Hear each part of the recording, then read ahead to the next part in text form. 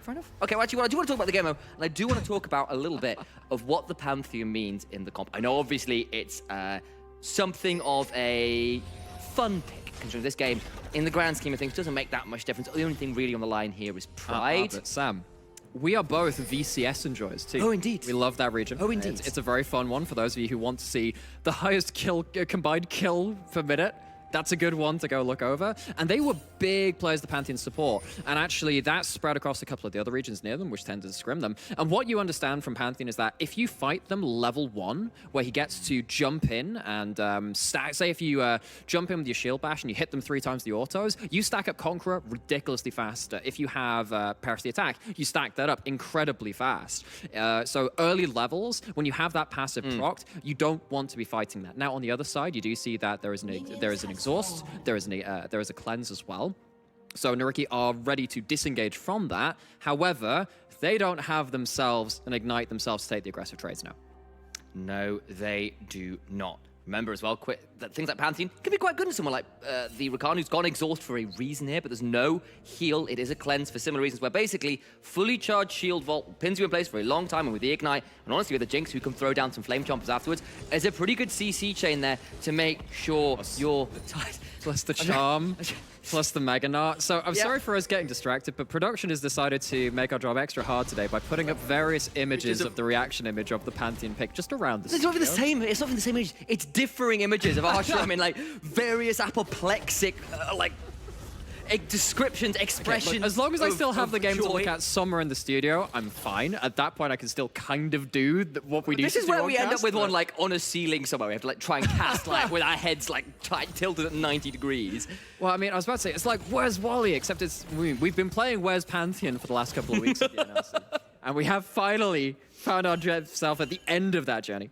And we now find ourselves Pantheon on our screen. As you see, has really good ability to just zone off level 1, potentially get that wave push. And there we go. Found him again. Wonderful. Comet Spear coming through. Very obnoxious poke that as well. And you don't necessarily need a lot of AD to make that very nasty early on. So you could potentially look to try and chunk out someone like Azat or Abigail early on with that as well. So obviously, one of the things which is a little less good about the Pantheon in this case is that often Pantheon isn't necessarily just about the 2v2, especially since he was nerfed for the Pantheon role. He used to be able to block tower shots, right? Oh, you shove in, you dive with an empowered E, and you block a lot of turret shots, and you could really start threatening a lot of weaker early game 2v2s. But effectively, even without that ability to block turret shots, you want to be fighting around 3v3s. And if you've got Hecarim versus Jin Zhao, you are not winning that early 3v3. Pantheon or not, with his early lockdown, early damage, he doesn't really want to be getting involved in that kind of skirmish. What he can do, though, is stuff like this. Use that early reset and come mid. Ash, there it is, into the charm, but it's a little bit over time. Can they still get the kill? Surely one final Comet Spear will do it. And Quixis with first blood. What is his profession? It's ganking mid lane, baby. Gets in with both summoners, but that's the CC chain. It gets a kill over to the... Actually, giving gold to a Pantheon support is also not that bad either. You can get yourself early Umbral Glaive, early lethality items, which are very cheap. And Aero, I mean, as soon as you see the Pantheon in your lane, you need to just immediately flash. There is no ego in that. You just need to get out of that, but doesn't quite understand the danger of the situation. Maybe it was because, of course, that Jin Zhao was right behind them. Sadare potentially could have gone in and assisted that, but no, the Jin Zhao not quite in position to bail him out. And I've got to call it out as well. This is something you have talked about with me about Ahri in competitions before, where basically Ahri is wonderful if someone can set things up for her to follow up with the charm. Pantheon, Hecarim, two of the best champions in the whole damn game to do exactly that. Because when you look into this kind of competition, you have a Meganart, you've got Hecarim CC, you've got the Pantheon 2 for point and click, just nuke this target, especially when you can just fly in with the Pantheon ult, fly in with the Ahri ult too, that you can actually not just be the setup champion yourself, but be actually the actual person who's hitting that home run when you build towards high damage. I have to see whether Sahiro agrees with my analysis of that, though, but they do have themselves the first assist on the board. Absolutely do. Great stuff there from Vanir in the early game with the very entertaining pick. Of course, we have been focusing pretty heavily on Vanir for obvious reasons, a lot of excitement with the Pantheon coming through and the joy that's brought us on the casting team. But let's chat about NYYRIKKI a little. Well, yeah, because NYYRIKKI, this is our last look at them. They're split. Of course, there is no promotion relegation in between spring and summer, so this organization will be back next split. However, We don't know, of course, what changes they might make in the break between splits. We've already heard in a couple of interviews that changes are coming for other teams. Not heard anything concrete from NYYRIKKI on that side, but even if they were to stay together as a 5-man unit, this is one which they would like to sit there and build confidence and have something to develop off of and keep mood high going into that break. And, you know, they called it on dust. This is largely a serious draft from NYYRIKKI. They have gone for a game here where they want to prove they can play. Of course, Vanir pull out the slightly fun pick for the support, but the rest of the comp, honestly, is still a very interesting one. This is still a comp that Pantheon works into. It's not a complete solo queue here. And that does mean we've got to take this with a certain level of reverence, even if there's a little bit of fun with it. No, I mean, I actually look at what Pantheon, once they hit level 6, can do, and you think, oh, if you are playing through a side lane on that Jace, yeah, that's not going to work for you. And we already talked about like, the Ahri doing it, kind of going into that too, but if Pantheon is going into a side lane while Jace is pushed up, it's going to be very, very dangerous side of NYYRIKKI. So even if the Decidere is in decent position, that's not an easy numbers advantage to overcome if the enemy jungler with the Ghost is going to make their way quickly there too. The ability for Vanir to collapse with their mid-jungle support is pretty extreme once level 6 comes through. Between Onslaught of Shadows, Spirit Rush, and of course the Grand Starfall can do a lot. And Sahira's already got level 6, looking to try and make Decidere's life pretty challenging. Patoshka kind of caught a little under tower, and that's kind of the absolute worst place for Jace's wave to be. He doesn't mind the wave being just outside his tower, but once it's actually crashed into his tower, he is not happy. And where he's at right now with level 6 on Noodle as well, he's a bit wary, but of course the resets do come through. Decidere will get to reset as well. And we do get a little bit of calm before an oncoming storm, one imagines. So, I think Sahira doing more than fine there just to show their face on the map. And this is something you do with a lot of roaming mids, right? You just disappear into fog. You don't always have to do much with it, but just holding the enemy team accountable and saying, look, you can't follow me into fog of war as a Zillion. You die at that point, particularly again with the Hecarim hitting level 6 too. So you have to be very, very wary. Now the question is, can NYYRIKKI actually get themselves a safe line of vision to play around? You can see actually in the top red side quadrant, there is a pink ward on the back of that red buff. Now, there's no vision in the river, either side either. It's for Aero to play safely.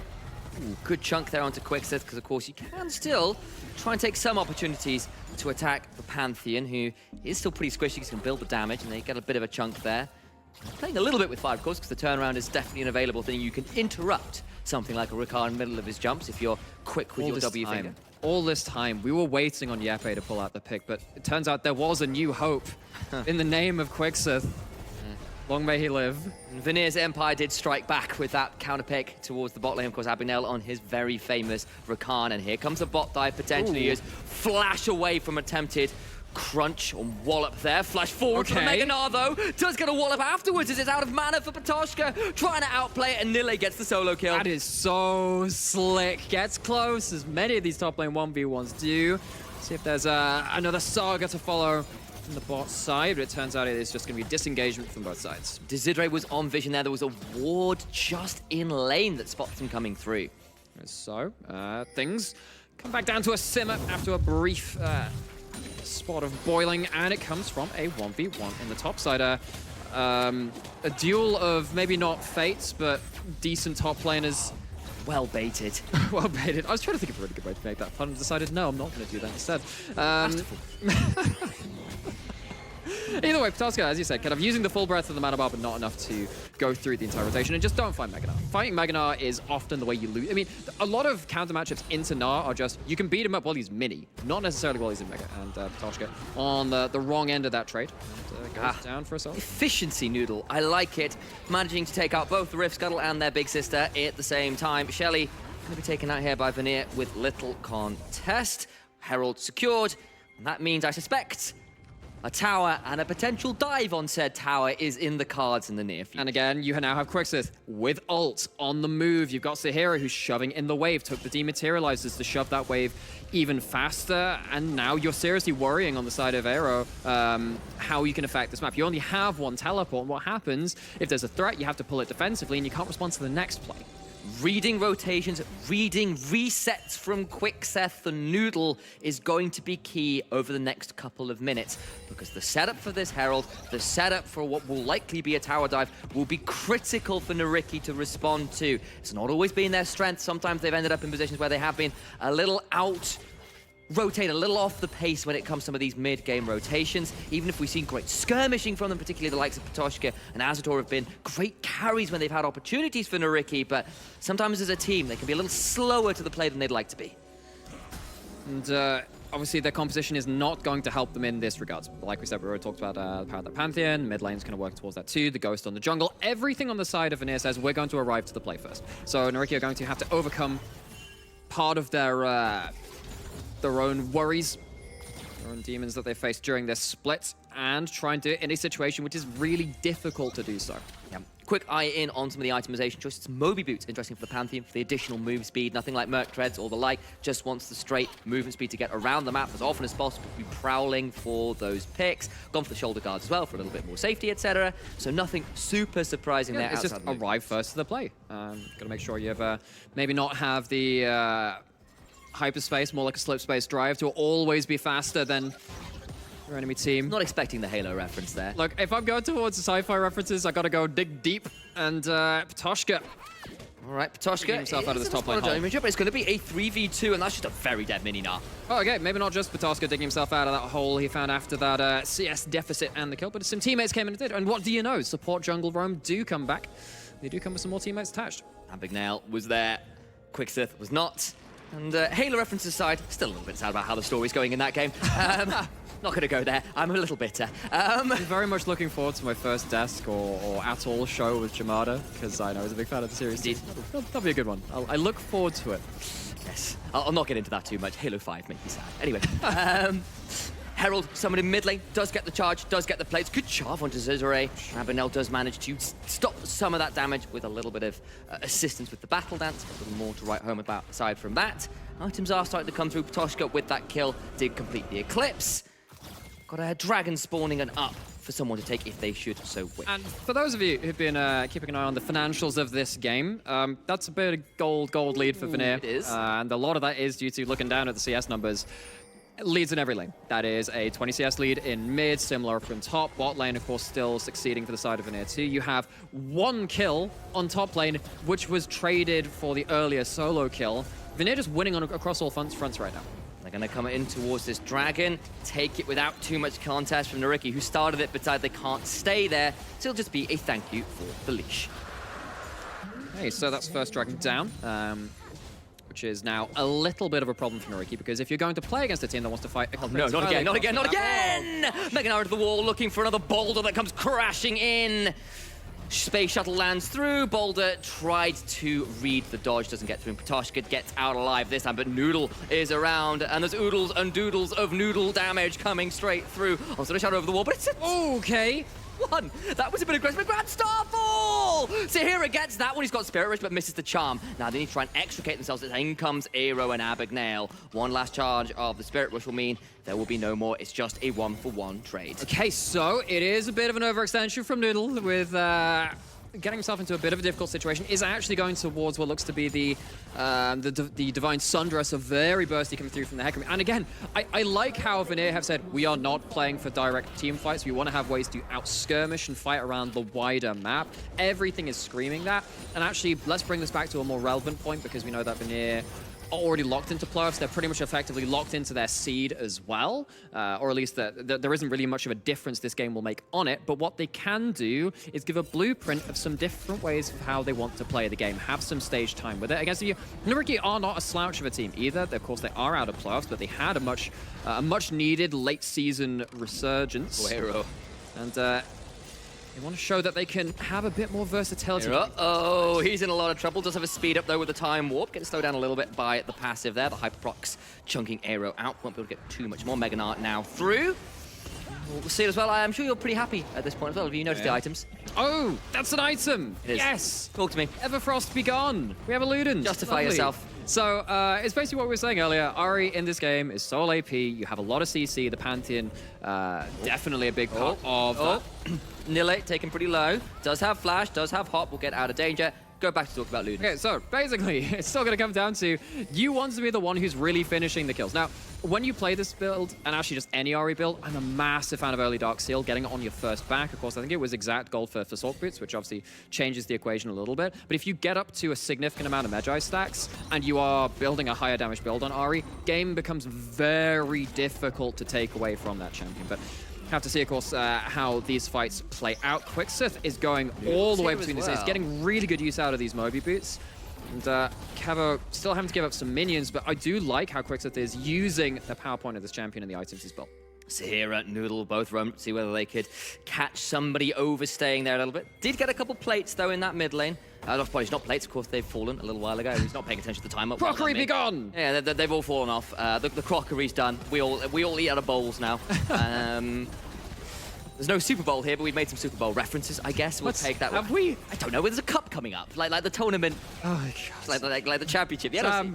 I love making references. It was. I am not an expert on this. It was a tenuous link. It's okay. It's just worse rugby anyway. I mean, the Six Nations can kind of be adapted. There's 6 teams in playoffs. You can take that. See? It's still there. I'm just sad with Wales' performance in that right now. Sad. Well, don't have to worry about that. Just a little longer, we can focus on some League of Legends. Yep. Okay, that's going on right now. Pain in our voices. A little bit of pain, just a little bit. It's Noodle dealing some pain out to the Herald. Second Herald is nearly on the returning end of a really nasty Eclipse trade. That item really does change this matchup a lot for Jace. Jace is not the champion anymore where if he dies early, as in previous seasons, where he just kind of fall off a cliff in terms of his impact on the game. As soon as you get towards that first item, the Mythic, and then, of course, towards a Muramana transformation later into the game, becomes so difficult to deal with. But, of course, Hullbreaker exists to give Gnar an extra bit of mileage to last out the early matchup. 3 items for Jace, terrifying, especially considering tank items are not what they were a couple of seasons ago, with Ptashka hopping forward with the mini coming through, using the acceleration gate to run away, as Desiree and Abagnale turn up in the top side to try and offer a little bit of support to this Jace. You know, that was a really interesting...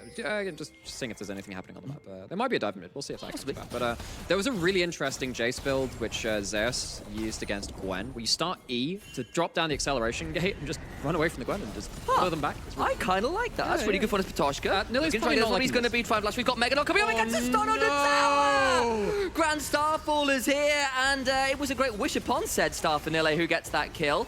Tower in mid lane fell as well. It will be the Spirit Rush that was popped by Sahira, so that is down for the count. With the Dragon up and available, maybe Vanir have to give this one up with that ability. They do, but I mean, I think you're fine just threatening, zoning off with the Spirit Rush. You've won on multiple lanes. Of course, you've used the Pantheon ult too.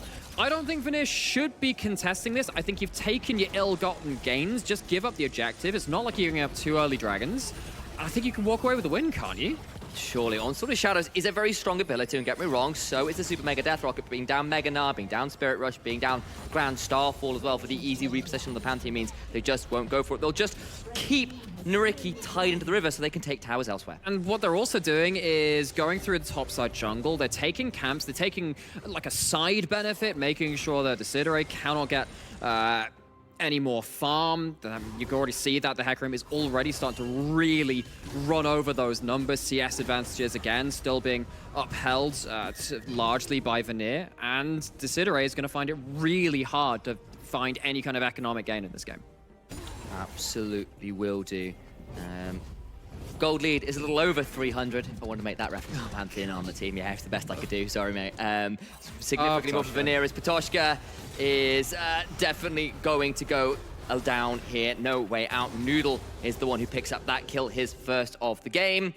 Stuck between an asteroid field and a hard place. And a horse place. A horse displace, actually, with the E, because you displace enemies with Okay, let's go way to... Look, Sam. That was pretty good. Come on. No. That was good.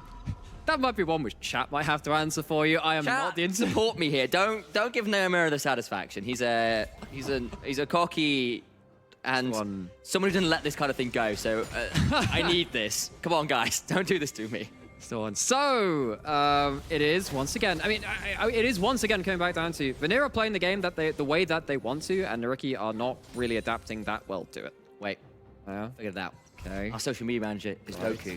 It's close to Dooku, no. Which means that as the Skycaster in the skip from earlier, I'm in trouble because he'll sort me out on social. I'll be in trouble. That's bullseyes the Womprat and Beggar's Cat. Now it's actually a blue buff. He gets that one with the Comet Spear. I was Biddy memeing with like the biggest sort of like forehead chain of events to allow myself to get in trouble as Quicksith finds a great Comet Spear over the wall to secure themselves the blue buff, and that's actually potentially pretty big here because Aero's out of mana. He has to reset. Has a teleport, but doesn't want to be on the map. And again, it's just NYYRIKKI.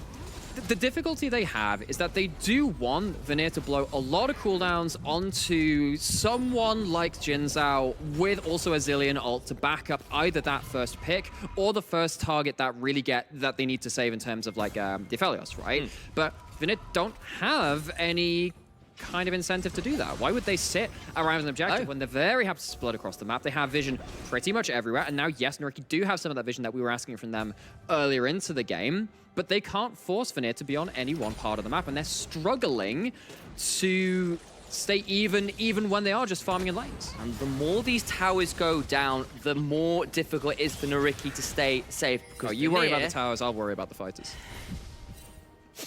Right, well, the red team is about 5,000 gold down. You could call that red 5, in fact. Yeah, see, it was bad. And the problem is there is the Death Star run that could definitely go on down these lanes right now, because without the towers there to defend them, oh my God, it is was an New easy... Hope just an ARAM? It's a New Hope, just an ARAM. And other such incredible revelations here by the brothers Hapgood at the NLC. Oh my God, I've made a world-changing discovery. No. We're off again. Let's go to hyperspace, baby. Here we go. Patoshka's about to find himself in trouble. And he flies in like the Millennium Falcon and takes that one down. And he's absolutely blasted out of that top side, 2 and 5. This is exactly what we started questioning. We think, hang on, that's a lot of people that can get towards the side lane. You need to be very on it if you want to play the map wide, and they haven't been able to respond effectively. We've not, at least at this point, NYYRIKKI are going to get an objective bounty. Actually, mid lane out of turret, that's a pretty good return. So actually returning back to that, Jace losing out a lot, but at least they get something as a consolation. Yes, they do. Big Gold Lead continues to expand. Turret advantage continues to expand. And every time this happens, the more Hecarim jigs with excitement, with the Spirit Rush from Ahri, with the Grand Starfall from Pantheon, can chase you down way beyond where anywhere you can be safe. It's so hard to shove out waves safely. And it'd be a little different if you had someone who's just such an overwhelming split pusher like someone like the Tryndamere, right? Jace can be that, but he's not the hull. I think you'd need a Hullbreaker user at that point, or someone that can just clear out from range, like a Gangplank with barrels, or just sit a tower. But even then, that would have been a bit of a difficult call. And now you're sat here with the Jin Zhao that hasn't achieved that much early, or got a couple of assists on the table. That was okay. That was fine. And speaking of him, going to get bursted out. Is potentially a dead Zidore, as now Bignell's behind though to make this a turnaround. Flash for the 3 talent strike, but the Spirit Rush is there. Flash away again, and he gets out of dodge. Hey, quick fingers, but close from Abagnale again. Goldborg really sang the praises of this support player on this champion in specific terms, and that one felt like it could have been something that they could work around. Because once you get one kill, you can kind of chain that into a couple of wins around the map when not all pieces of this puzzle can respond to it. But NYYRIKKI, they kind of missed the opening just about. Not managed to find that true shot. And NYYRIKKI left trying to find another opening to try and break this the constant pressure Vanir have put on them. Yes, they have. Red buff being contested over as Noodle comes down. Here's a 2v4. Outnumbered 4-1 actually is Noodle, but it still might be an even fight. To make another Halo reference briefly there, just slightly. But the red buff does go over to Azator. And going to take out the wards, and that's what's being contested as Nile solos out Drake number 2 for Vanir. Still a little ways off something like a Soul, but are continuing to take control of the map, take control of the game. 23 minutes in. Gold lead around 6,500. Speaking of that Soul, of course, it is going to be the Hextech Soul. I'm actually trying to remember if we referenced that one before. But either way, sat at 2 dragons. I think Vanir would like to have more of a game-breaking advantage before that point. They are still very far ahead, but you don't really want to chance it on a 5v5 or a steal to kind of elongate that game. However, Vanir also not really content to go towards a Baron or something either. Noodle walking up, seeing if he can contest a bit more. Does have a lot of teammates in the area. And so, of course, we've got the Putrefier in inventory for Aero. Can Zillion activate Putrefier. Yeah, so it's when you buff a champion, right? Right. So, and you have the Airy, so you can do it. So if you heal or shield, rather, it's not just the buffs. Cool. Actually, no, just clarifying, it is only when you heal or shield. But because you have the Airy, if you then speed up anyone, they will get the Airy, and that will count as a buff. And now we have ourselves a very buff man going towards the bot lane. Just about turns it, but isn't required in the end. Might be needed for Azator, though, who's in trouble. Here comes Noodle. They can start charging them through. Hex Gate's being activated, though, trying to turn up and spawn. As Azator gets two onto the Shadows too late, and now they might have overdone it. Noodle needs to strength this one. Kevo is around, but he won't be able to quite do it until Noodle secures that one. Aura of Dread is there to try and heal up Desiderate. Now trying to turn back around. Wind becomes lightning. Noodle thinking about turning this one around. Abigail is there, gets charged out with a devastation. The Chrono Shift is there to bring Desiderate back, but I think he's going to be thrown straight back into the grave. The Night of the Living Dead ends real shortly. Oh, never tell me the odds. Vanir take a broken fight. And it doesn't quite work out as cleanly as they would have liked because Azator is still on his famed Aphelios. This player, even on a struggling team, has been, honestly, in my eyes, one of the best. What? AD carries in this split is the other AD carry on the other side. Gets absolutely blown out the water by the Zillion bombs. Why did he have to be a fair? Because he had a thermal detonator, it turns out, as Patoshka gets into danger in another 1v1 that Nile wins out again. That now makes me want like a Rancor Narskin. Definitely Yes, the same kind of please. posture. As Patoshka goes down, and that's such a close trade. Such a close trade. And Azator he's on a heck of a one-man mission at that point, but serious credit to him. Gets the mark down onto him with, of course, this combo is so deadly with all the auto-attack resets for the Calibrum in your inventory. But yeah, this is what happens when a Hecarim gets ahead. Very, very dangerous. Of course, not full tank, it's the Sundra, but the Sundra gives you some extra regen as well, remember? Absolutely, and the more damage you do, remember, the more you heal up when you're using your Aura of Dread. So if you can keep tanking when you, I believe, Patoshka Noodle is running Conqueror as well, you have got a pretty decent level of healing, and then I'm assuming this is just some bombs? I mean, what on earth happens? There's a flash here on Arrow. I would imagine that is involved some way. I would very much hope it. Yeah. Oh, That's actually really nice. You know what? That's a super clean combo. Cool guys, don't look at explosions. Yep, and that is a very dead AD carry. No way out of that one. You know, one thing which I had completely, like, not clocked in this game. Do tell. Clocked. With all the Star Wars references, that's an Odyssey Jinx skin. Yes, it is. Bit of a rebellious phase. Indeed. But it depends whether this rebellious Jinx can find a way to stop the Imperial march forward of Vanir as they are chunking out everyone on the map as Noodle. You'll find the team composition is fully operational. NYYRIKKI bidding a hasty retreat. You may fire when ready. Noodle goes in, gets a hold of that one. Spirit Rush is being popped, and there are definitely more than two of them this time, and Sith Lords wish they could be as damaging as that, it turns out. And Still thinking say about it. twice the pride, double the fall, but NYYRIKKI have been humbled in this game so far. 12-5, and again, there is a point where you think, okay, composition's about playing the map out this way, and Vanir have been very happy to play through the sidelines, as you said, but NYYRIKKI try and go for one group up fight. They're caught napping a little bit, and they have to watch this objective go. Will not come in to steal it. Now Aero's in trouble being jumped on. Gets a blast cone over the wall as the MasterCard replay noise comes straight. Baron power play, it's not replay. Not quite there yet. We'll be getting one shortly, I'm sure, as Aero is stunned even with the time warp available. Won't be able to do that one again. We won't need to do the dance. And yeah, I mean, NYYRIKKI find themselves finally with Vanir and an objective. Maybe we can fight front to back, but you've actually already lost a member before going into it. You'd committed to a retreat. Flash minion is a bit problem. Azator still goes down anyway. Knock up, it's knocked down. Double kill for Kevo, who's continuing to run this one over. Noodle is here. Also the shadows over the wall and a double for him as well. Oh, it's a knock up, it's a knockdown, but they do not get up again. NYYRIKKI looking to end this split with a bang, but it is just a bit of a splutter. It's a knockdown fight, but it's certainly not dragged out. Vanir looking to close this one out in short order.